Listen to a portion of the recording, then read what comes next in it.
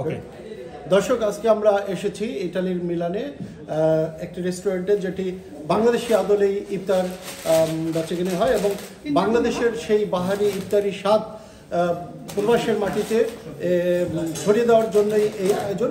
তো উদ্যোক্তা সাথে আমি একটু কথা বলবো, জহিরুল ইসলাম, তার সাথে আমরা কথা বলবো। তো কেমন লাগছে এই ইফতার বাংলাদেশি প্রবাসীদের জন্য তৈরি করে? আলহামদুলিল্লাহ অনেক ভালো লাগছে এবং অনেক ভালো লাগে ইফতারি যতগুলো আইটেম আছে সম্পূর্ণ সবকিছু করতে পারি।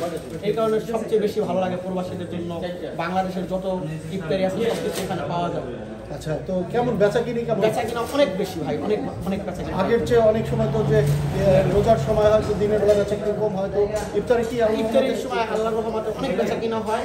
এই সারাদিনে যা বেচাকিনা হয় ইফতারির টাইমে তার চেয়েও বেশি বেচাকিনা হয়। তো আর কি কি আইটেম আছে আপনার দোকানে? আমার দোকানে অনেক আইটেমই আছে। একটা আছে নরমাল জিলাপি, একটা আছে নরমাল জিলাপি, তারপর আছে শাহী জিলাপিটা, তারপর আছে চিকেনটা, চিকেন আছে, তারপর চিকেন, তারপর আছে গরুরটাও আছে ভিড়, তারপর চিকেন এটা আছে, শাহী জিলাপি, একটু মানে অনেক ধন্যবাদ আপনাকে প্রবাসের মাটিতে এই ইফতার ছড়িয়ে দেওয়ার জন্য। আমরা যাতে করে বাঙালিয়ানা এবং বাংলাদেশের যে ইফতারির যে আমেজটা থাকে সেই আমেজটা কিছুটা হলেও প্রবাসের মাটিতে এই উদ্যোক্তার কারণে এবং এদের মতো যারা প্রবাসী উদ্যোক্তা রয়েছে এদের কারণে প্রবাসের মাটিতে আমরা কিন্তু রোজাদাররা বাংলাদেশের আদলে ইফতার করতে পারি। এই জন্য তাকে কৃতজ্ঞতা জানাই এবং প্রবাসের মাটিতে আরও প্রবাসীরা এগিয়ে আসবে।